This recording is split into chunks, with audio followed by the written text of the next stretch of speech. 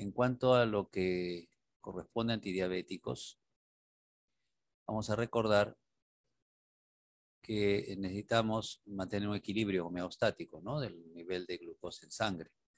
Y que para eso, pues, luego de la ingesta, se produce un aumento de los niveles de glucosa, que se dice postprandial, ¿no? Se usa el término aumento de la glicemia postprandial, o sea, después de la ingesta, que es regulado por la insulina, ¿no? GLUT4, fundamentalmente a nivel de tejidos periféricos y entrada de glucosa a músculo, tejido adiposo y otros tejidos periféricos, y activación de glucogénesis, ¿no?, de la formación de glucógeno para el papel amortiguador del hígado sobre la glicemia, ¿no? Eso conduce pues a que la glicemia se mantenga en niveles normales. El paso de las horas reduce los niveles de glucosa y sabemos que eso desbloquea la liberación de glucagón por las células alfa del páncreas, que producen una glucogenólisis, una gluconeogénesis y restituyen los niveles de glucosa a los niveles normales, ¿no?, a las cantidades normales. Los fármacos considerados como antidiabéticos, entonces, y que van a tener directa o indirectamente que ver con la acción de la insulina, pueden dividirse en dos grupos básicamente, ¿no?, los hipoglicemiantes y los antihiperglicemiantes. La diferencia radica en que un hipoglicemiante, como su nombre lo indica, puede producirnos niveles muy bajos de glucosa, o sea, llevarnos a la hipoglicemia. Mientras que un antihiperglicemiante va a evitar que la glucosa suba mucho, pero en general no produce hipoglicemia, no baja los niveles de glucosa por debajo de los límites normales, ¿no? Entonces, esa es la diferencia principal entre los dos grupos.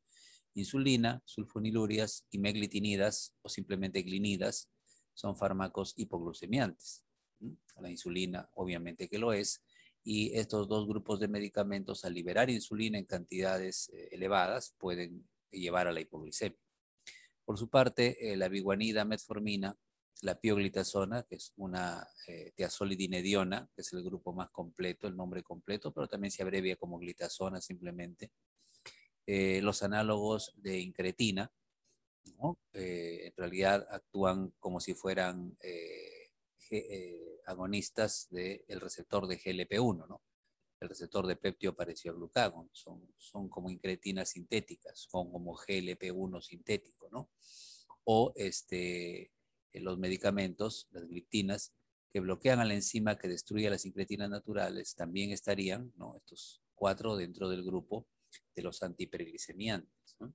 Entonces, si bien las incretinas producidas en el intestino pueden inducir la secreción de insulina, lo hacen en respuesta a la ingesta de alimento, de modo que los niveles de secreción de insulina no son exagerados, como sí podría suceder si administramos insulina, ¿no?, en exceso, o si le damos al paciente sulfonilurias o glinidas. Los inhibidores de alfa-glucosidasa evitan la digestión de los disacáridos o trisacáridos, ¿no? Lamentablemente, pues, al pasar al intestino grueso, esos disacáridos que no se han digerido, ¿no?, como la lactosa, ya sabemos que producen diarrea, meteorismo, ¿no?, molestias abdominales, no son tan convenientes. Y en esta figura nos faltan las gliflosinas, ¿no? Las gliflosinas son medicamentos que bloquean la reabsorción de glucosa a nivel renal, ¿no?, de manera que aumentan la glucosuria, algo que en algún momento se consideró negativo, pero que si bien puede llevar a algún grado de eh, riesgo de infección urinaria, que llaman por acá, infección urinaria, aparte de ello tiene beneficios, vamos a comentar un poquito más adelante, ¿eh? Bueno, es el proceso de liberación, ¿no es cierto?, de la insulina. Esto es conocido por todos ustedes, claramente por bioquímica. Ahí está la glucosa ingresando, la glucólisis, la conversión en ATP, ¿no?, el aumento de la génesis de ATP, que cierra el canal de potasio sensible a ATP. Por lo tanto, el potasio no sale, hay una despolarización que permite la entrada de calcio y la exocitosis de la insulina. Esto es el proceso normal para la liberación endógena de insulina. La insulina, una vez liberada, sabemos que se va a su receptor. Podríamos hablar también de una insulina administrada, ¿no? Los pacientes diabéticos, sobre todo diabéticos de tipo 2, que es donde vamos a centrar más la explicación, pues pueden requerir insulina, ¿no?, exógena, pueden requerir inyectarse insulina exógena. Al principio no es tanto así, se pueden manejar con antidiabéticos orales, digamos, pero conforme se agrava la enfermedad, van a requerir insulina. Esta se une a su receptor con las unidades alfa, las beta que son transmembrana, tienen en la porción interna, recordarán ustedes, residuos de tirosina. Esa tirosina puede fosforilarse y tener actividad de tirosina sinasa, es decir, fosforilar a su vez al sustrato para el receptor de insulina, el cual va a activar a la fosfatilinositol-3 quinasa, ¿no? O sea, estas unidades P85 y P110 juntas representan a la fosfatilinositol-3 quinasa. Esta convierte al PIP2 en PIP3. Ojo que no es IP3, es PIP3, o sea, fosfatilinositol trifosfato. Y este de acá activa a la AKT, o proteinquinasa B también llamada, en la cual ejerce sus efectos, ¿no? Metabólicos, y también en parte puede ejercer sus efectos mediante, o sus acciones mediante las quinasas derivadas de la proteinquinasa, ¿no? Entonces hay tanto un efecto directo como dependiente de estas quinasas, dependientes de proteinquinasa B. Bueno, ¿y cuáles son los efectos? ¿No? Principalmente aumenta la síntesis de ácidos grasos. Sabemos que ese efecto en la insulina lo realiza, por ejemplo, activando, ¿no?, lo que es la acetil-CoA-carboxilasa o la ácido graso sintasa, ¿no? Entonces son dos enzimas importantes en la adipogénesis. Aumenta por la vía de la proteína parecida rapamicina, es un receptor con características transcripcionales, la síntesis de proteínas, ¿no?, diferentes tejidos. Es importante entonces para el crecimiento la insulina. Y hay sustancias, ¿no? Hay moduladores que se parecen a la insulina, que recordarán ustedes, se llaman IGF, ¿no? Factores de crecimiento parecidos a insulina, que actúan de una forma similar. Bueno, sobre todo respecto a la síntesis de proteínas. Y la inhibición de la glucógeno sintasa quinasa activa a la glucógeno sintasa que forma glucógeno. Por supuesto, también hay una inhibición de la glucógeno fosforilasa, ¿sí?, bioquímica, para que no se degrade el glucógeno. Si se está sintetizando, no se puede degradar al mismo tiempo, ¿no? Y algunos efectos también de inhibición de las respuestas apoptóticas en los tejidos.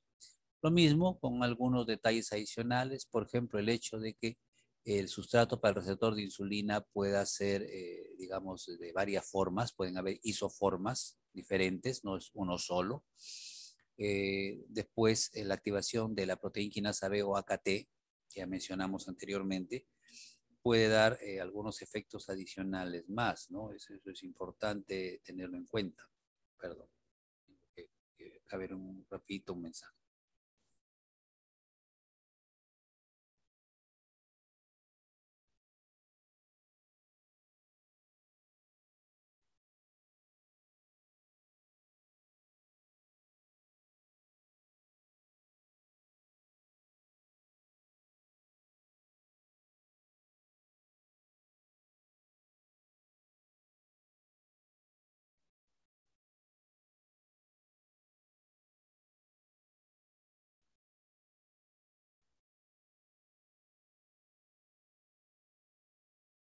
Bien, gracias. Entonces decía que eh, hay varios efectos dependientes de esta proteínquinasa B o AKT, ¿no? Por ejemplo, en la activación de la fosfodiesterasa. Si activamos a la fosfodiesterasa, entonces, ¿qué va a suceder? Se va a destruir el AMP cíclico. Si no hay AMP cíclico, no hay proteínquinasa A. Por lo tanto, no se activa la lipasa sensible a hormonas. O sea, no hay lipólisis, ¿no? Esa es más o menos la secuencia. Claro, acá dice solamente que se activa la fosfodiesterasa, pero la consecuencia va a ser esa. Por otro lado, si no hay AMP cíclico ni proteínquinasa A, no se activa la glucógeno fosforilasa. Y si no se activa la glucógeno fosforilasa, entonces tampoco va a haber glucogenólisis, ¿no? Entonces son algunas consecuencias de estos mecanismos de acción. Un segundo, ya voy a dejar de compartir un ratito muy breve para poder marcar. Ustedes saben que estamos con esta situación del marcado. A ver, un ratito. Ahí está. Muy bien, continuamos entonces. Es una cosa muy, muy breve. Estamos por acá. Bien, entonces, esas son algunas de las acciones. Por supuesto, también hay que recordar que se favorece la translocación del GLUT4 a la membrana de las células periféricas, sobre todo músculo y tejido adiposo, para que la glucosa pueda entrar, ¿no? Son las acciones de la insulina. Hay, por supuesto, también vean acciones estimulantes de la vía la MAP quinasa, que tiene funciones transcripcionales o de replicación. También está dentro de las respuestas que se pueden generar por la insulina. Esta es un poco la historia natural de la diabetes tipo 2, ¿no? Que es donde más se usan estos medicamentos, todos incluidos la misma insulina, ¿no? La diabetes 1, ¿no? Más de las personas más jóvenes, que desde el principio tienen deficiencia de insulina, pues el tratamiento es básicamente insulina. A veces hay se coadyuva con inhibidores de la dihidropeptidasa, ¿no? O de la peptidasa, perdón, como las gliptinas a veces, pero bueno, generalmente es insulina. En la diabetes tipo 2, inicialmente hay intolerancia a la glucosa, una hiperglicemia postprandial, y ya más o menos cuando la capacidad funcional del páncreas está reducida a la mitad, comienzan a aparecer síntomas de la diabetes mellitus tipo 2. ¿No? La poliuria, la polidipsia, ¿no? La polifagia, los síntomas clásicos que siempre se describen. Y con el paso de los años, obviamente, la reserva de células beta va cayendo cada vez más, hasta que puede prácticamente desaparecer. Entonces, mientras haya células beta, se pueden usar antidiabéticos, digamos, que no sean la insulina, ¿no?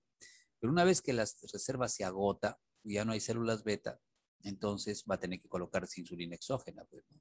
Quiere decir que la diabetes tipo 2, que normalmente se llamaba no insulino dependiente, al final se convierte en insulino requiriente, por lo menos. A veces se usa esa palabra, ¿no?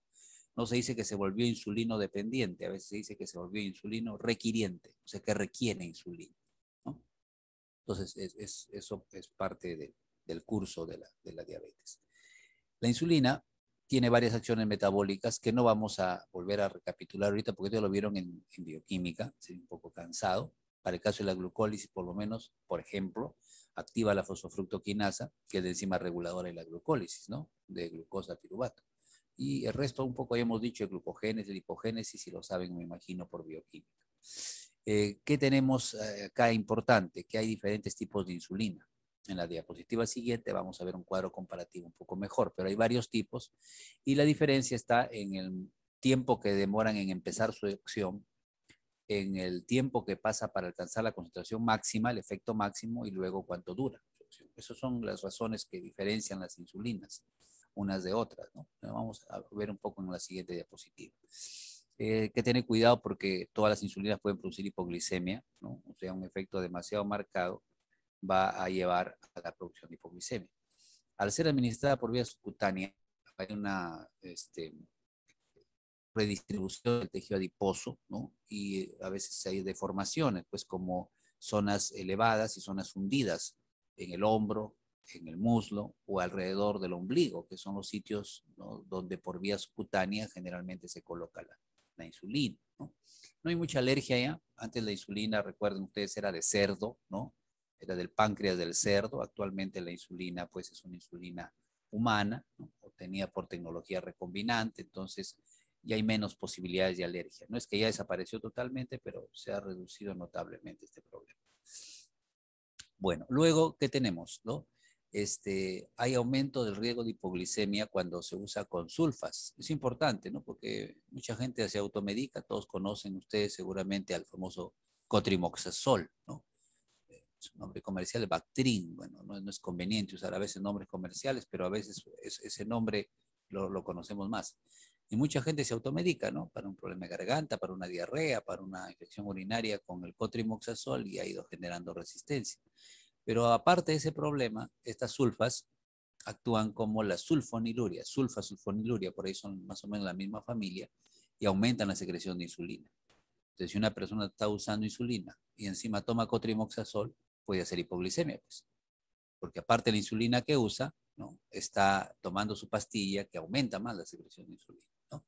Y por el contrario, por ejemplo, un corticoide, ya hemos visto la clase anterior, hoy han dado su test, que puede oponerse a la acción de la insulina. Entonces el corticoide es un hiperglicemiante, por lo tanto se opone a la acción de la insulina. Lo mismo haría la adrenalina. Y a propósito de la levotiroxina, que vamos a comentar algo al final, ¿no? Aumenta los receptores beta, es decir, facilita la acción de la adrenalina. ¿Y qué pasa con los receptores beta? Producen glucogenólisis, es decir, aumentan los niveles de glucosa en sangre. oponiéndose a la acción de la insulina. Entonces, como están dándose cuenta, todo guarda relación, todo va concatenándose, interrelacionándose. Entonces, importante es entender las cosas e ir estableciendo los nexos correspondientes que nos van a ayudar a entender mejor, ¿no? Y a recordar también mejor. Y ojalá a usarlo de mejor manera también, ¿no? Un recuerdo más claro. Bueno, acá están los tipos de insulina que les había dicho, ¿no? Hay varios grupos, ¿no? Tenemos las insulinas de acción rápida, que se llaman así justamente porque, miren, empiezan a actuar en 5 a 15 minutos. Un poco de cuidado, ¿no? Si te inyectas insulina, que va a empezar a actuar en 5 minutos, y no tomas desayuno rápido, ¿no? O no empiezas a tomar desayuno de inmediato, la concentración máxima la va a alcanzar en media hora. Entonces, si te has demorado en comer, puedes hacer hipoglicemia, porque la acción es rápida. Lo decimos justamente insulina de acción rápida, Lispro, Aspar, Glulicina, que no figura acá, son insulinas de acción rápida, ¿no?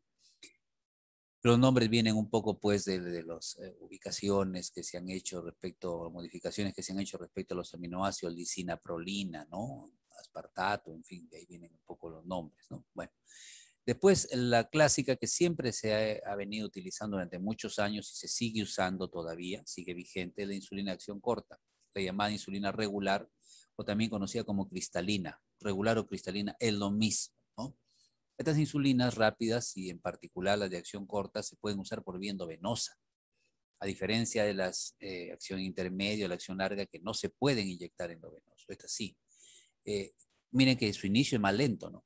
La concentración máxima recién después de 2 horas, ¿no? Y dura pues unas 6 horas en promedio su acción. Esto dura un poco menos. Bueno, pero esto sí da chance, un poco más de tranquilidad a que la persona desayune, por ejemplo, ¿no? Si se inyecta por la mañana, le va a dar un lapso de tiempo para que pueda desayunar antes de que se inicie el efecto y se llegue al máximo, ¿no? Entonces, es insulina de acción corta. ¿Sí?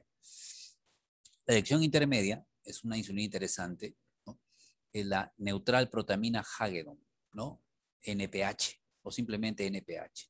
La protamina ayuda a que la absorción sea lenta. Entonces miren cómo su inicio de acción puede darse recién a las 2 horas, después de la administración subcutánea, ¿se entiende? Luego el máximo más o menos está entre 4 y 10 horas, pongamos unas 7 horas para alcanzar el máximo, más o menos 7, 8 horas. Y la duración puede prolongarse hasta 16 horas. Entonces, esta es una insulina, les decía yo a sus compañeros el otro día, ayer creo inclusive también, interesante. ¿Por qué razón? Porque cuando se administra insulina a un paciente, lo que se quiere es que controle sobre todo la glicemia de la comida, la glicemia postprandial, ¿no? La persona come y lo que hay que evitar es que se dispare mucho la glucosa, pues, ¿no? Que suba, pero no demasiado. Entonces, es posible, ¿no? Ahí se está viendo de que con solo la administración de insulina NPH, como dura hasta 16 horas, podría ser suficiente para controlar la glicemia de las 3 comidas, digamos. En otras palabras, la persona diabético podría inyectarse insulina por la mañana, ¿no? Y luego tomar su desayuno. Con esta insulina NPH, entonces va a comenzar a subir poco a poco su concentración, va a controlar la glicemia del desayuno. Luego la persona almuerza, ¿no? Almorzará pues unas 6 horas, 5 horas después de que se inyectó la insulina, justamente cuando está ya alcanzando sus concentraciones máximas. Entonces va a controlar la glicemia del almuerzo después de que termine de comer.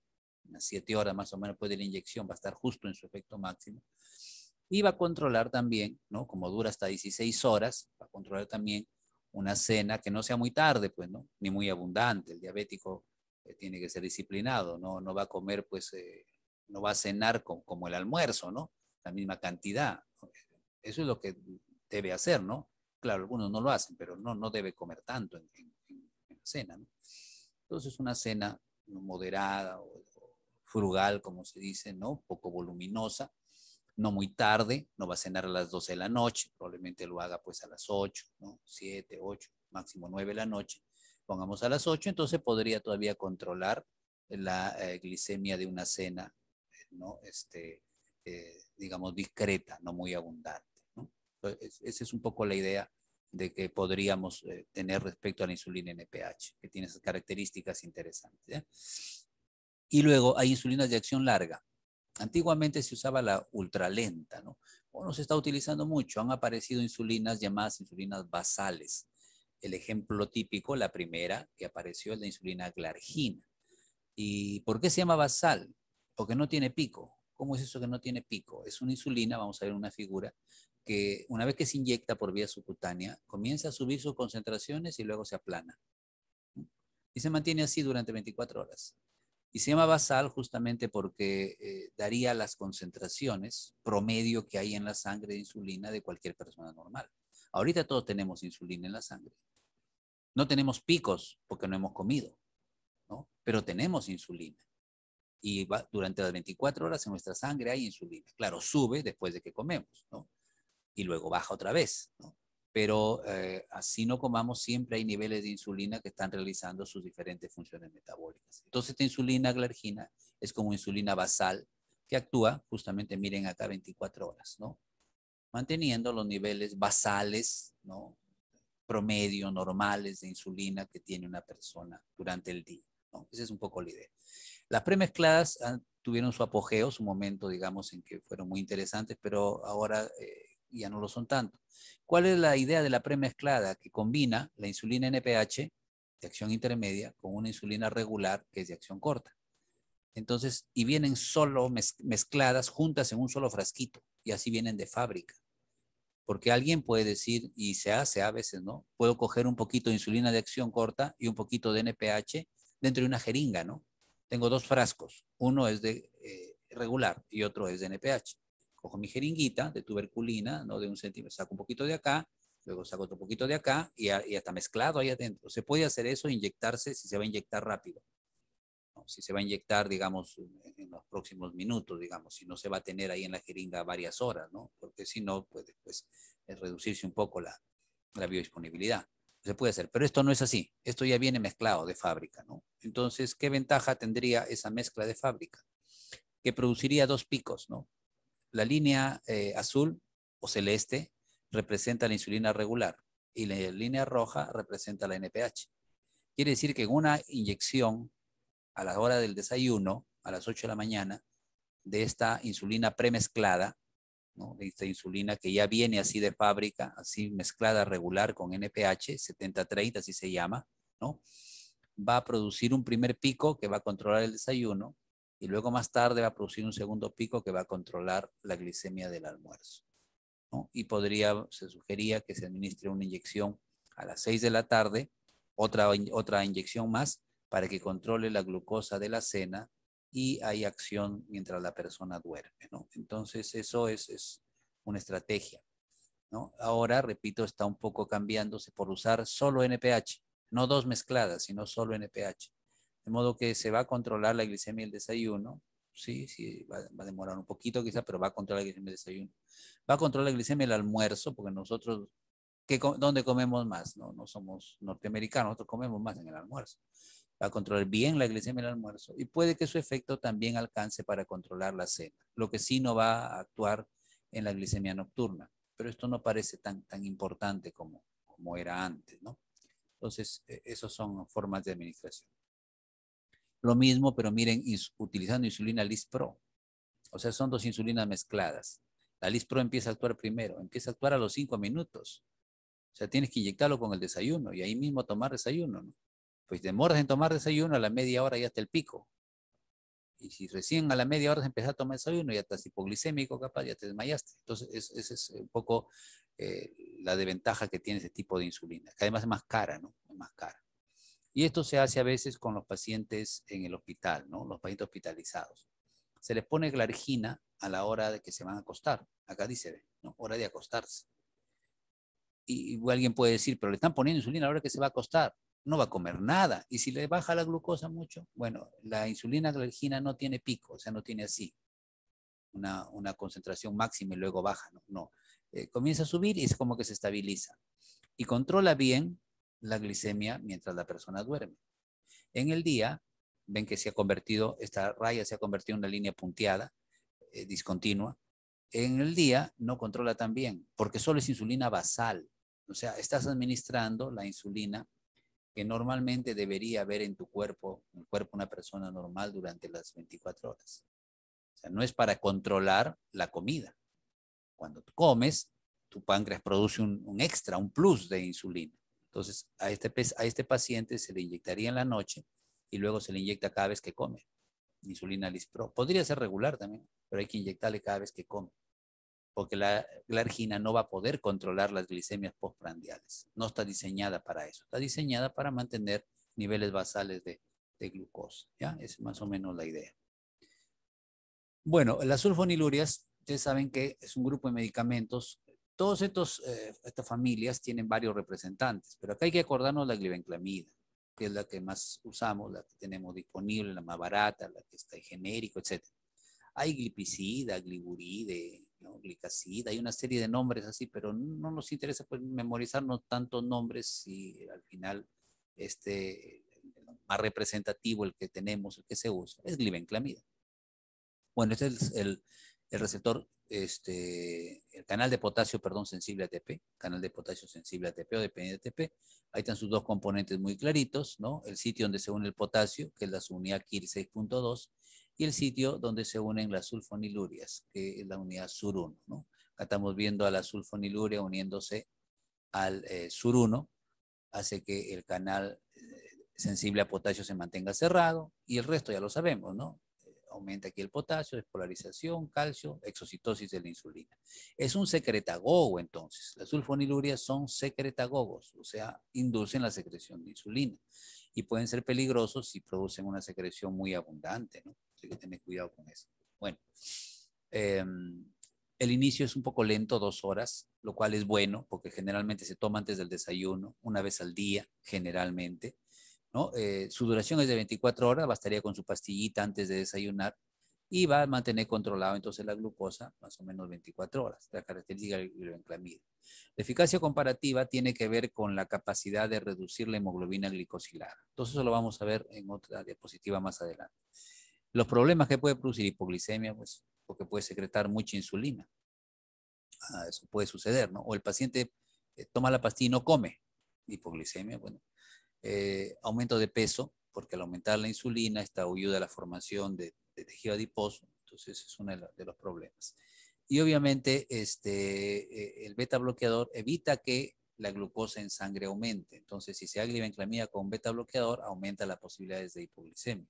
Y ya sabemos que los corticoides se oponen a la glibenclamida, entonces, en ese caso, perdón, a la insulina, entonces caso más bien aumenta el riesgo de hipoglicemia, ¿no? Aumenta el riesgo de hipoglicemia. Disminuye, perdón, el riesgo de hipoglicemia. Disminuye el riesgo de hipoglicemia. Porque el corticoide está evitando que la insulina actúe, ¿no? En este caso, hay un efecto hiperglicemiante. Bueno, aquí, en esta parte de las contraindicaciones, que es importante, cuando hay una descompensación grave, un estado hiperosmolar, una cetoacidosis, un accidente de tránsito de un diabético, una quemadura, una infección grave, se trata con insulina. Estaba yendo bien, capaz sí está bien, pero mientras esté en estrés grave, el tratamiento es con insulina, no con glibenclamida. Ya pues la respuesta no va a ser muy adecuada, muy predecible. En cuanto a lo que es la metformina, fíjense, la metformina ya nos han dicho que entra por el transportador de cationes orgánicos.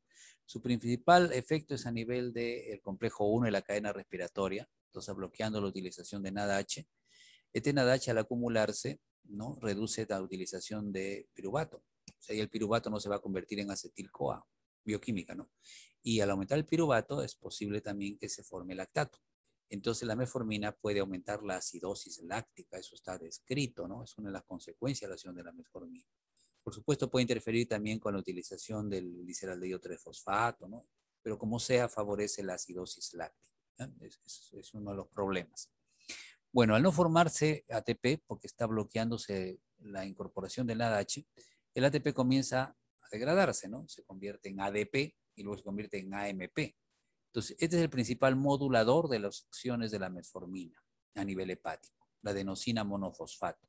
No el AMP cíclico, sino el adenosín monofosfato, a secas, sin cíclico. Este MP más bien inhibe la adenina ciclasa para que no se forme MP cíclico, que no activa la proteína quinasa A y que por lo tanto no produce glucogenólisis ni gluconeogénesis. Recuerden que la proteína quinasa A es la enzima que regula la activación de las enzimas de la gluconeogénesis y de la glucogenólisis. Por lo tanto, van a reducirse las liberaciones de glucosa desde el hígado. Además, directamente puede inhibir a las enzimas de la gluconeogénesis. Acá podría estar actuando, por ejemplo, en fructosa 1,6 bifosfatasa. Por acá podría inhibir a la fosfenol piruvato carboxiquinasa. Y así nombres que en este momento tampoco nos van a ayudar demasiado, ¿no? Pero que son enzimas de la gluconeogénesis que seguramente han estudiado en su momento, han revisado en su momento. Puede activar a una MP quinasa que tiene la función de inhibir al HMG-CoA reductasa, por ejemplo, al ácido graso sintasa, no se forma colesterol, no se forman ácidos grasos, inclusive hay bloqueo de genes tanto gluconeogénicos como lipogénicos, ¿no? Entonces son las características de la acción de la metformina. La metformina además tiene cierto papel permisivo para la insulina, ¿no? En los tejidos periféricos, sea el músculo, el tejido adiposo, puede aumentar la actividad del SRI, sustrato para el receptor de insulina, ¿no? Entonces ayuda un poco a las acciones de la insulina. También la metformina se dice que aumenta la utilización de glucosa por el intestino. Cuando comemos, la glucosa se absorbe en el intestino. Si la metformina hace que la glucosa se utilice más en el intestino, no va a pasar a la sangre. Entonces va a reducir también un poco la glucosa en sangre, ¿no? Entonces son acciones complementarias, pero lo más estudiado, que también lo han visto, ¿no?, en las diapositivas de sus compañeros, es esto, ¿no? Entonces ahí está más o menos su mecanismo de acción. Tiene una importante excreción renal. Esto no se olviden, ¿ya? ¿Por qué razón? Porque los diabéticos tienden a tener falla renal. Saben que muchos diabéticos mueren en insuficiencia renal, ¿no? Después de no cuidarse, llevan a veces una vida desarreglada, triste, terminan muriendo en insuficiencia renal, ¿no?, en un coma diabético, con las manos amputadas o los dedos de los pies amputados, sin una pierna, una infección. Entonces, es una cuestión triste, pero muchas veces por no cumplir las instrucciones, pues, ¿no?, por no ser disciplinado. Entonces, cuando hay falla renal, ¿no?, sobre todo cuando la filtración está por debajo de 40, no se debe dar metformina, porque se elimina por esa vía. Se puede aumentar el riesgo de efectos adversos, ¿no? Como cuáles, como náuseas, vómitos, dolores de cabeza. Si la metformina hace que se pierda peso, porque al inhibir a los genes de la adipogénesis, al bloquear la actividad de lo que forma ácidos grasos, al inhibir al ácido graso sintasa, entonces la persona va a bajar de peso. Entonces muchas señoritas sobre todo, ¿no?, o señoras, bueno, pero quieren bajar de peso y no pueden o no quieren hacer ejercicio, a veces consumen metformina y sí puede ayudar a bajar de peso, pero tendría que complementarse con una dieta e idealmente algo de ejercicio para que sea más sano, ¿no? Entonces, esas son las características, ¿no? Puede inducir, ya dijimos, acidosis láctica, es uno de sus problemas. No es tan frecuente como se pensaba aparentemente esto. Y hay que tener cuidado con las personas sí que tienen, por ejemplo, insuficiencia cardíaca o que han tenido un infarto, ¿no?, o que son alcohólicos, ¿no?, o que ya tienen de base algún grado de acidosis, porque en esos casos se agrava el riesgo de acidosis láctica, ¿ya? Bueno, las tiazolinedionas, recuerden que hablamos de que había un grupo de medicamentos que llamaban tiazolinedionas, ¿no? También se llaman glitazonas simplemente, ¿no?, se llaman glitazonas, como la pioglitazona, es una tiazolinediona, actúa mediante el PPAR. Si ustedes recuerdan, si lo han escuchado alguna vez, bueno, si no, estamos viéndolo ahorita, el PPAR es el receptor activador del proliferador de peroxisomas. ¿Ves? Es así, pues hay nombrecitos fastidiosos y larguitos, pero eso es. En todo caso, es un receptor que tiene acciones transcripcionales. Entonces, ¿a qué va a ayudar este receptor? Cuando se une ahí el antidiabético, cuando se une ahí la pioglitazona, por ejemplo, bueno, va a incrementar el transporte de ácidos grasos al hígado, va a incrementar el transporte de estos ácidos grasos al interior de la mitocondria, va a disminuir algunas apoproteínas, va a incrementar la expresión de GLUT4 en el músculo esquelético, eso es bueno, porque si hay más GLUT4 en el músculo esquelético va a captar más glucosa, entonces va a bajar la glucosa en sangre, ¿no? Y en el tejido adiposo también va a ayudar a la captación de glucosa, pero lamentablemente si se capta más glucosa, ¿no?, ahí está el incremento del IRS1, el incremento del GLUT4. Si se capta más glucosa en el tejido adiposo, ¿no?, la consecuencia, perdón, puede ser pues que se engorde más la persona. Lamentablemente también puede haber algo de eso como efecto adverso. Y complementariamente podemos ver acá que hay efectos antiinflamatorios de la pioglitazona, ¿no? De las tiazolinedionas. ¿Y dónde se dan esos efectos antiinflamatorios? Bueno, en el endotelio principalmente, ¿no? En los vasos sanguíneos. Acá dice pared vascular, ¿no? Disminuye la endotelina, que es un constrictor, el óxido nítrico sintasa de tipo 1, ¿no? Disminuye la molécula de adhesión, ¿no? En algunos casos puede incrementar el factor nuclear kappa, lo cual no conviene mucho, pero puede disminuir el factor de necrosis tumoral. Entonces, esto que se media por el factor nuclear kappa, ahí por ahí neutralizaría un poco efecto antiinflamatorio, ¿no? Metaloproteinasas, en fin. El representante de la pioglitazona es un agonista del receptor correspondiente. Buena biodisponibilidad oral, ¿no? Excreción biliar, lo cual puede dar cierta tranquilidad cuando hay falla renal. La eficacia la vamos a ver en un momento, dijimos. El problema que puede aumentar de peso, ¿no? Por ahí dolores de cabeza. Este medicamento lo destruye. Con este puede aumentar el riesgo de toxicidad hepática, ¿no? Y siempre cuando hay descompensaciones graves es mejor recurrir a la insulina, ¿no? A la insulina. Fármacos que actúan en el receptor del GLP-1, del péptido parecido a glucagón de tipo 1, liraglutida, ¿no? Y fármacos que inhiben a la dipeptilpeptidasa 4, que es la enzima que destruye las incretinas, vildagliptina, por ejemplo. Entonces, ¿qué sucede? Cuando nosotros comemos, sabemos que se liberan unas hormonas intestinales que se llaman incretinas, ¿no? El péptido parecido a glucagón de tipo 1 y el péptido insulinotrópico gástrico, esos son los que se liberan normalmente. Y como consecuencia de esa liberación, se van a activar las células, ¿no? Beta pancreáticas y se van a inhibir las células alfa. Entonces, aumenta lo que es la actividad de la insulina y disminuye la de glucagón. Con eso se regula la glicemia. Eso sucede normalmente.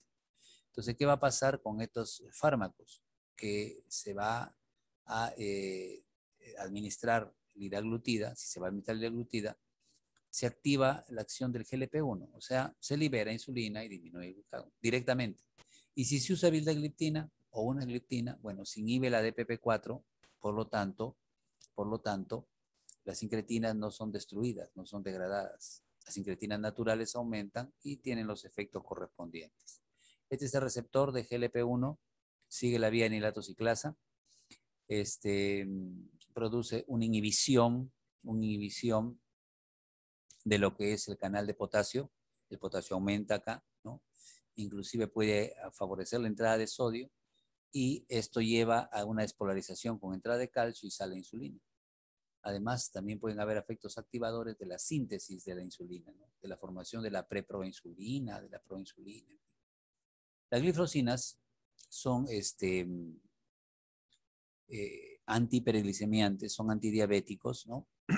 Que actúan inhibiendo al SGLT2, que es el que reabsorbe sodio y glucosa. SGLT, todos sabemos que significa transportador de sodio y glucosa.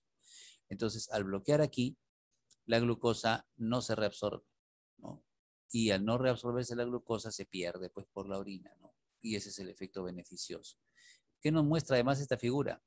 Que cuando hay una buena reabsorción de sodio y glucosa, mientras funcione la reabsorción de sodio y glucosa, llega menos sodio al aparato yuxtaglomerular y se activa la secreción de renina y hay aumento de la presión en la membrana glomerular.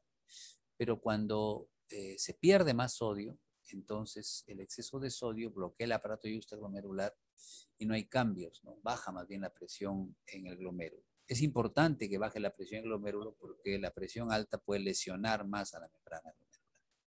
Este es el ranking de la eficacia, o sea, cuáles son los mejores y cuáles no lo son tanto. El mejor de todos, reduciendo la hemoglobina glicosilada, que es el principal parámetro de eficacia, es la insulina. Le gana a todos. 2,5% de reducción de hemoglobina glicosilada. Recordemos que la hemoglobina glicosilada en promedio debe ser pues 6%. Cuando es más de 6%, 6,5%, ya estamos hablando de problemas de prediabetes, ya casi diabetes. Y ya pasando 6,5, 7 o más, ya es diabetes de todas maneras. Entonces, cuanto más hemoglobina glicosilada haya, más descompensada está la diabetes. Entonces, ¿qué hace la insulina? Baja la hemoglobina glicosilada. Le gana a todos en eso, 2,5. Número 1 el ranking, ¿no? Los número 2 son las sulfonilurias, que pueden bajar 1,5, la metformina 1,5 y las glinías también pueden llegar a 1,5. El tercer lugar ya lo tienen las tiazolinedionas que llegan a 1 y los inhibidores de PP4 que llegan a 0,9, o sea, las gliptinas. Ya la liraglutida y otros ya están un poco por debajo de eso. Esta tabla no la voy a leer, ya deben estar cansados, ya vamos a tratar simplemente de instruir qué tiene la tabla, ya ustedes lo revisan. Tiene las clases de los fármacos, ¿no? Sulfonilurias, glimidas, tiazolinedionas, inhibidores de PP4, los representantes, el mecanismo de acción, el efecto fisiológico después de que se bloquea el canal de potasio, por ejemplo, es que salga insulina, el efecto, y algunas ventajas, sobre todo respecto al riesgo de enfermedad cardiovascular, ¿no? Entonces ahí está una lista, ahí está el complemento, ahí están los inhibidores de SGLT2, las glifosinas, como la canaglifosina, empagliflozina, la liraglutida que la vamos a mencionar, que actúa en el receptor GLP-1, ralentía no usamos mucho, y las insulinas, miren, acá hay insulinas de acción rápida, corta, intermedia, y las insulinas basales, no solo la glargina que hemos mencionado, hay de Gludec, de Temir, ¿no? Otras insulinas más. La terapia del diabético se hace con una alimentación saludable, ¿no? Con restricciones en carbohidratos, ácidos grasos saturados, etcétera. Bueno, control del peso, actividad física y la parte educacional de cosas que debe y no puede hacer, ¿no? Que debe o no debe hacer. El fármaco de primera línea, la metformina. Obviamente, con esto se inicia el tratamiento, ¿no? Pero si no responde solo a metformina en 3 meses, se puede agregar, pues, la empagliflozina, se puede agregar la liraglutida, se puede agregar la vildagliptina, se puede agregar pioglitazona, glibenclamida, depende. Si con esto no responde, terapia triple. Y si con esto no responde, entonces hay que considerar, ¿no? Hay que considerar la posibilidad de que use insulina basal e insulina con las comidas, ¿ya? Entonces esa sería la idea.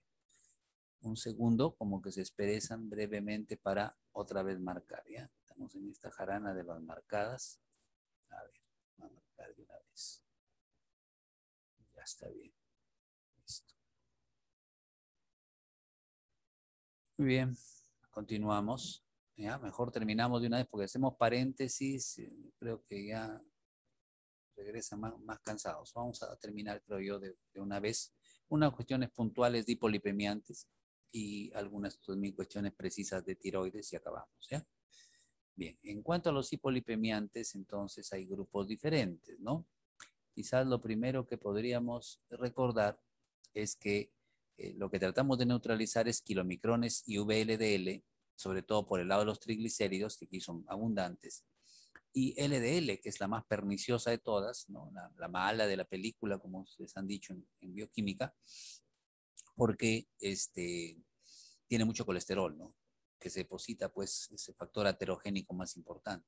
La buena es la HDL, que es rica en proteínas, es la que más proteínas tiene de todas, ¿no? Y que hace el transporte inverso, pues, de los remanentes y de colesterol hacia el hígado, ¿no?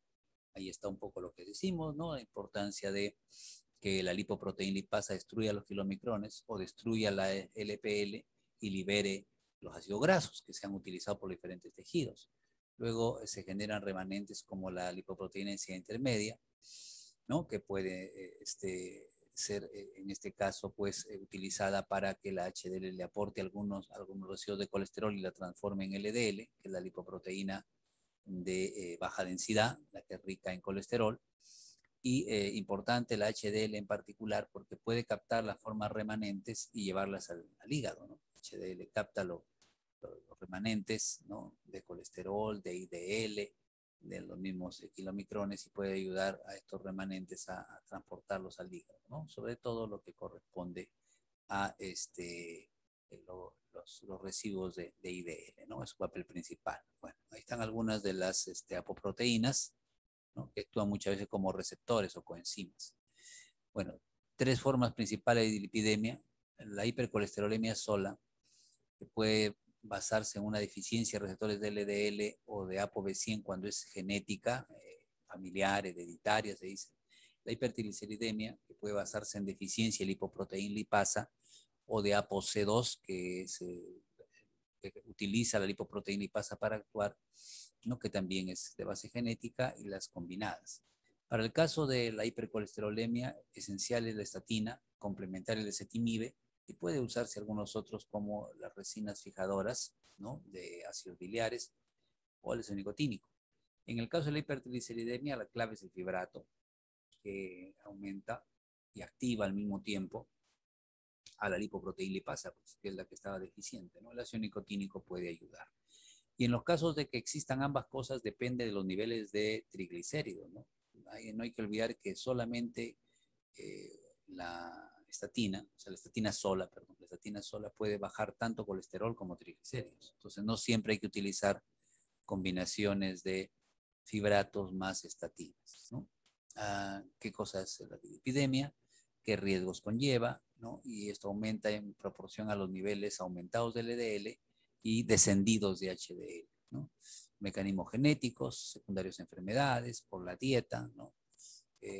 Las lipoproteínas que se modifican según los tipos, ¿no? Estos son tipos genéticos, ya dijimos, ¿no? Entonces eso lo vamos a pasar un poco, lo vieron ustedes en química, y están algunas de las sustancias que pueden ayudar a controlar los problemas, ¿no? En particular para LDL, pues las estatinas, pero algunos otros medicamentos más. Y para el exceso de VLDL, principalmente, ¿no?, o kilomicrones, VDL, sobre todo los fibratos, ¿no?, pueden las estatinas también ayudar. Los tipos de dislipidemias, ya dijimos que pueden ser familiares, pueden ser secundarias a otras patologías, por ejemplo, al hipotiroidismo, el colesterol, a la diabetes, a la obesidad, la hipertrigliceridemia, ¿no? Y el déficit de colesterol HDL, no solamente a la diabetes y a la obesidad, sino también al sedentarismo, a no hacer ejercicio y fumar. Estos son factores para que tu HDL baje. Y eso es malo, pues, ¿no?, porque el HDL es el protector. La diabetes tiene un momento en que hay secreción de insulina que puede aumentar la síntesis hepática de ácidos grasos y triglicéridos, lo cual lleva a un exceso de VLDL en la sangre y de ahí también el LDL, ¿no?, y al hígado graso inclusive. Entonces es un poco la relación entre la diabetes y la dislipidemia. El tratamiento. Importante que cuando hay enfermedades de base, como la diabetes, ¿no?, la enfermedad renal, una hipertensión no controlada, ¿no?, un trastorno cardiovascular, se considera que el riesgo es alto y el colesterol LDL debe ser menor de 70. Entonces, más debe bajar el colesterol cuanto más riesgo de enfermedades asociadas tiene el paciente, ¿no? El paciente de mayor riesgo. Cuando el riesgo es moderado, cuando no tienes enfermedades, ¿no? Pero el paciente, pues, puede que tenga síndrome metabólico, por ejemplo, entonces, habría que valorar y ver si es que está en riesgo moderado, solamente debe estar el LDL por debajo de 100. Entonces, el LDL es el clave, es el que hay que controlar. Y cuando hay riesgo bajo, entonces se puede dar, o se puede aceptar que el colesterol LDL esté menor de 130, ¿no? Entonces, 70, otro dicen 65, 70, 100 y 130, ¿no?, dependiendo de las enfermedades asociadas. Son los objetivos de colesterol LDL. Bueno, fármacos de primera línea, las estatinas, ya sabemos cómo actúan. Acá hay algunos tipos y no solamente bajan el colesterol LDL, sino también los triglicéridos, ¿no? Eso es interesante, tener en cuenta la inhibición del HMG-CoA reductasa, pero también el aumento de una proteína de unión al elemento de respuesta a esteroles que aumenta la expresión del receptor de LDL, ¿no? Aumentan los receptores en el hígado, se capta el colesterol del plasma, baja el colesterol LDL en el plasma. Importante también, muy importante, no se olviden que al inhibir la síntesis de mevalonato, o ácido mevalónico es lo mismo, ya no se forman los derivados isoprenoides, como el geranil pirofosfato. Y este derivado es un proinflamatorio muy importante, ¿no? Aumenta el estrés oxidativo, ¿no? Aumenta la endotelina, aumenta la inflamación. Entonces, ¿qué pasaba? ¿Qué pasa? Cuando se usan estatinas, hay efectos antiinflamatorios en múltiples tejidos. Eso se llama efecto pleiotrópico de las estatinas, ¿sí? También es un efecto importante. Las estatinas, al igual que dos fibratos, no todas o todos, pero varias de ellas, como simvastatina, rosuvastatina, por ejemplo, pueden no solo reducir el colesterol LDL y los triglicéridos, sino también aumentar el HDL. Es interesante. Igual acá en los fibratos, por ejemplo, besafibrato o el mismo fenofibrato, pueden reducir tanto los triglicéridos como el colesterol LDL y aumentar el HDL. Estos medicamentos los vamos a comentar inmediatamente, ¿ya? Entonces, en la segunda línea justamente están las resinas de intercambio iónico, colestiramina, colestipol, colestebelam. ¿Qué cosa hacen? Bueno, estos medicamentos en el intestino van a capturar a los ácidos biliares que vienen con la bilis para la digestión de las grasas. También se dice sales biliares. Bueno, al capturarlos y no dejarles que se reabsorban, el hígado tiene que comenzar a utilizar más colesterol en formar nuevos ácidos biliares. Entonces por ahí baja el colesterol. Y algo parecido es el ezetimiba. Interesante que el ezetimiba, que es un bloqueador del transportador de colesterol en el intestino, la ezetimiba sea muy útil combinada con las estatinas. ¿Ya? Le ayuda a las estatinas, los dos juntas bajan más el colesterol LDL que solo las estatinas o solo la ezetimiba. Entonces bloquea la proteína de transporte que absorbe colesterol y que lo lleva hacia el intestino. Después están los fibratos que activan a la lipoproteína lipasa, ¿no? Acá hay algunos de los nombres, y que no solamente reducen los triglicéridos, sino también el colesterol LDL, ¿no? Y pueden inclusive aumentar un poquito el HDL. La niacina, derivado de ácido nicotínico, que también tiene efectos duales, tanto en VLDL como en triglicéridos, y también aumentando un poco HDL, ¿no? Y el omega 3, que sobre todo en VLDL. Ahí está el mecanismo de acción del fibrato. ¿Ya? Se puede ver que lo que está haciendo pues, es activar la lipoproteína lipasa, es la acción principal. Para eso actúa con el receptor del activador de proliferador de peroxisomas y receptor de ácido retinoico. O sea, actúa con un heterodímero. Hetero porque son diferentes, ¿no? Y aparte de activar a la enzima, ¿no? Lo que hace es disminuir ApoC3 para que VLL pueda metabolizarse mejor. Favorece la beta-oxidación, es decir, que los ácidos grasos ingresen a la mitocondria y se conviertan en energía, ¿no? De esa manera se reducen los ácidos grasos, ¿no? Entonces, dentro de sus características más importantes. Y el ácido nicotínico nos han dicho que disminuye los ácidos grasos libres, entonces no va a haber ácido graso para formar triglicéridos en el hígado, no va a haber VLDL ni tampoco LDL. Esta es la secuencia de disminución de estas lipoproteínas malas e inclusive hay un aumento de las lipoproteínas buenas. Nos habló uno de sus compañeros del evolocumab, ¿no? Solamente los mecanismos, no vamos a entrar en mayores detalles, ¿ya? El evolocumab lo que está haciendo es bloquear a PCSK9. ¿Y qué significa PCSK9? ¿No? Esto es la proproteína convertasa de subtilicina quexina 9. Obviamente no le vamos a preguntar ese nombre, no tiene sentido estar, en todo caso recordar el PCSK9. La función, como nos explicó su compañero de esta proteína, esta proproteína en realidad, es captar los receptores de LDL y favorecer su degradación. Los receptores están continuamente reciclándose, ¿no? Nos habló él de una vía de la clatrina, inclusive, por lo cual los receptores se invaginan y luego vuelven a expresarse, se invaginan y vuelven a expresarse. Esa recirculación, ese reciclaje, es bloqueado por la PCSK9. Entonces se ha desarrollado un anticuerpo monoclonal contra la PCSK9 que lo neutraliza. Entonces ya los receptores, ¿no es cierto?, ya no son degradados, más bien se quedan un poco más en la membrana. Y eso ayuda a reducir el colesterol, sobre todo. El mipomersen, ¿no?, es un oligonucleótido antisentido, ¿no? Entonces se va a unir a la ARN, ¿no? Y va a favorecer la actividad inclusive de una RNasa que lo va a degradar. Aquí miren cómo el ARN mensajero está siendo destruido, ¿no? Entonces, con esa destrucción ya no va a haber quien codifique, quien lleve a la síntesis de la ApoB100.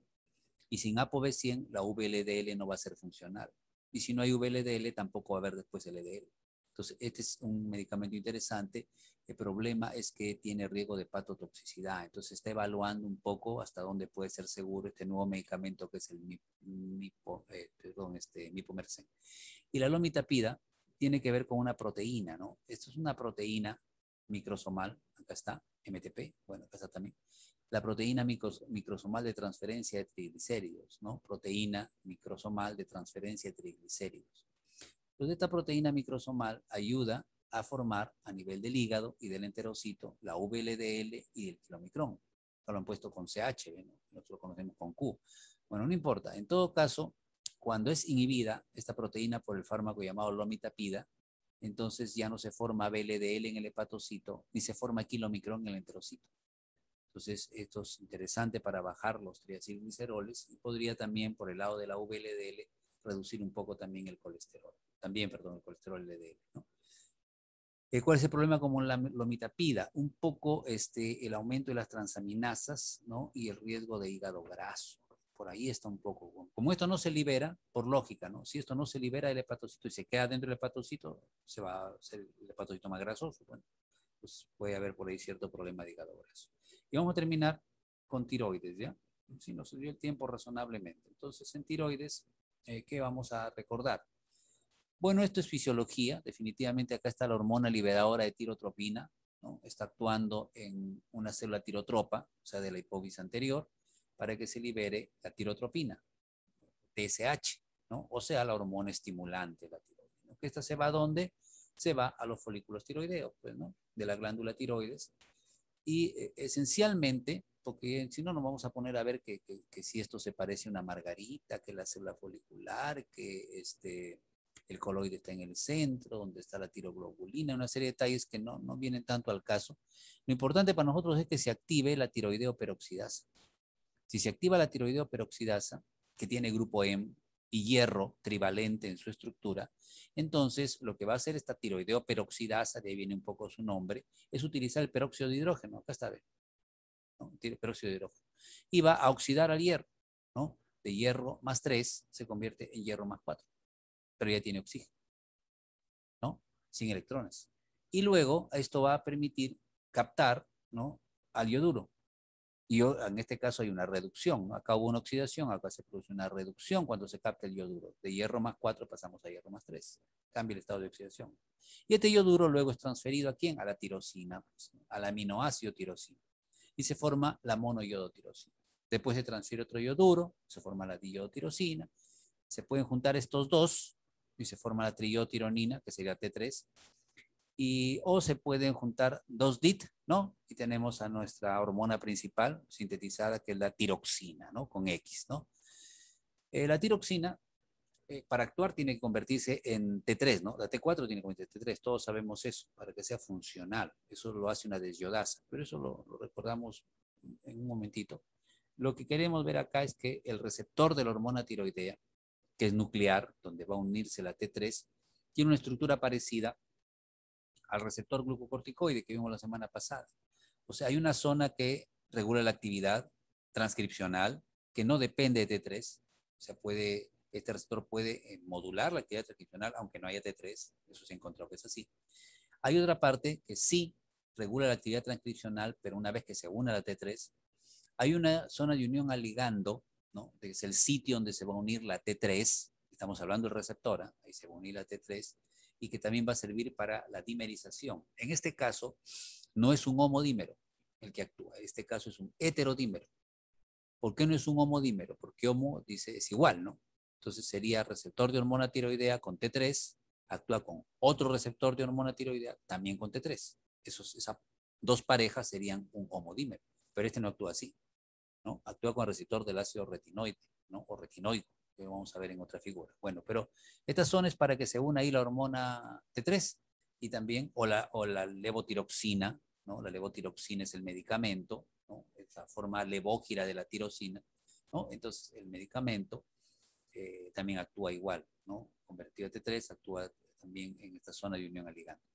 Y hay una zona de unión ADN, ahí están los dedos de zinc, ¿no? Hay un sitio para los correpresores que están evitando que haya transcripción, pero cuando llega el medicamento, la levotiroxina, o cuando llega pues la hormona tiroidea natural, los correpresores salen, se reclutan coactivadores y se da la función. Y esto es lo que está representando, que lo explicó también su compañera, lo que sucede, ¿no?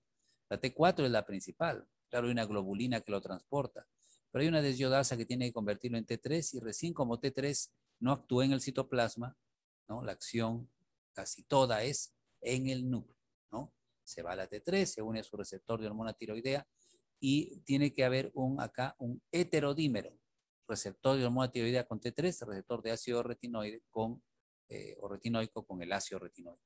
Como no son iguales, es hetero, ¿no? Son parejas diferentes, hetero, dímero. Se unen al elemento de respuesta, que es ADN, ¿no? Y van a inducir pues la transcripción de genes que van a sintetizar la proteína, ¿no? Dentro de las respuestas más importantes, primero a nivel cardiovascular, está la formación de receptores beta, la activación de la enilatociclasa, el aumento de la síntesis de proteínas contráctiles en el músculo cardíaco sobre todo, ¿no? el aumento de la expresión de canales de potasio que pueden ayudar a regular la frecuencia, y en el caso del músculo liso, a producir relajación, la activación de la sodio de potasio ATPasa, ¿no? Que gasta pues una gran cantidad de ATP, por lo mismo hay que reemplazar ese ATP y hay que aportar más energía. Ahora, al gastar ATP, parte de la energía se libera como calor. La hormona tiroidea es calorigénica, ¿no? Esencialmente es una hormona calorigénica. Y el intercambiador de sodio-calcio. Entonces, por naturaleza dijimos la triiotironina, la T3 es termogénica. Gastando ATP, ¿no? Produce grandes cantidades de calor, ¿no? El hipertiroideo es una persona más bien delgada, pero que para abrigada, ¿no? Está caliente, ¿no? Por el efecto termogénico. Está delgada porque tiene una tasa metabólica alta, ¿no? Su resistencia vascular periférica está disminuida, ¿no?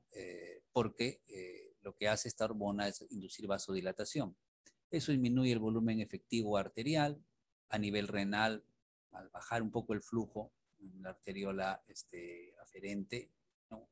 Perdón, arteriola eferente, se secreta renina, en fin, se reabsorbe más agua, se incrementa el volumen, y sumado, este aumento de volumen, sumado al efecto inotrópico y cronotrópico positivo, la hormona tiroidea, la T3, tiene efecto inotrópico y cronotrópico positivo, porque si aumentan los receptores beta, aumenta la fuerza de contracción en el corazón, y si aumentan los receptores beta en el nodo sinoauricular, aumentan la frecuencia cardíaca, ¿no? Entonces, esto sumado con el volumen aumenta el gasto cardíaco. Son algunas de las respuestas principales, ¿no? A la hormona tiroidea o a la levotiroxina, que es el medicamento sintético para los que tienen hipotiroidismo, ¿no? Que se producen a nivel cardiovascular. Y este cuadrito nos muestra, aparte de las modificaciones cardiovasculares, que aumenta la respiración, pues, aumenta el consumo de oxígeno, porque se está aumentando también la actividad de la sodio potasio ATPA, se está gastando más ATP, aumentan las mitocondrias, la producción de glucosa, la gluconeogénesis, la degradación del glucógeno, la glucosa se está metabolizando, se utilizan ácidos grasos, la síntesis de proteínas y la tasa metabólica basal aumenta. En el sistema nervioso hay que recordar que no solo participan en la mielinización, sino también en la formación de nuevas conexiones, ¿no? En la expresión de factores neurotróficos. Entonces, el que no tiene hormona tiroidea del nacimiento, además de que va a tener retardo mental, no va a crecer, porque es una hormona trófica, sintetiza nuevas proteínas. Entonces, esto tiene su nombre, esto se llama cretinismo, ¿no? El cretinismo es una deficiencia desde el nacimiento de hormona tiroidea, y no hay crecimiento en talla y hay deficiencia, retardo mental, ¿no? Una persona de baja talla y con retardo mental. Para los pacientes que tienen más bien no poca hormona tiroidea, sino que tienen exceso de hormona tiroidea, para los hipertiroideos, entonces hay fármacos antitiroideos, ¿no? Los dos más representativos son estos, ustedes lo conocen, el metimazol y el propiltiuracil. Ambos inhiben a la tiroideo peroxidasa, entonces no se va a poder incorporar el ioduro a la síntesis de la hormona tiroidea, de la tiroxina. Pero además de inhibir a la peroxidasa, el propiltiuracilo, por acá abajo está, puede inhibir la conversión de T4 en T3. ¿Esto es necesario para qué? Esto es necesario para que esté la forma activa de la hormona tiroidea. La forma activa es la T3, ¿no? Igual puede interferir con esta conversión la administración de yodo. Ahora, si el yodo es radioactivo, además lo destruye a la glándula, entonces son algunas estrategias de tratamiento del hipertiroidismo, ¿no? Con fármacos, con yodo, que es inhibidor, con yodo radioactivo, que la radiación va a destruir a la hormona, a la glándula, perdón, a la glándula. Y finalmente, el tratamiento del hipertiroidismo entonces incluye, o puede incluir, si el paciente está hipertérmico, con fiebre, puede incluir justamente paracetamol. Como está transpirando mucho, porque tiene mucho calor, líquidos y electrolitos, ¿no? Como gasta mucha glucosa, hay que ponerle su glucosa, ¿no? Tratamiento del hipertiroideo. Fármacos que ya dijimos, ¿no? Que inhiben la actividad de la tiroideo peroxidasa, y el propiltiuracilo tiene el plus, por acá abajo está también, perdón, acá está, que puede inhibir la conversión de T4 a T3, ese es su adicional. El yodo puede bloquear la liberación de la hormona, un poco influir en la conversión. Como la hormona tiroidea se encarga de sintetizar muchos receptores beta, hay que bloquear los receptores beta. Entonces, normalmente se dan beta bloqueadores como el propranolol, mejor que atenolol. ¿Por qué mejor el propranolol? Porque sí he encontrado que el propranolol, además de bloquear los receptores beta, tanto cardíacos como periféricos, digamos, metabólicos en el tejido adiposo, etc. El propranolol inhibe la conversión de T4 a T3. Igual lo pueden hacer algunos corticoides, ¿no? Y dentro de ellos particularmente la dexametasona. Listo, jóvenes.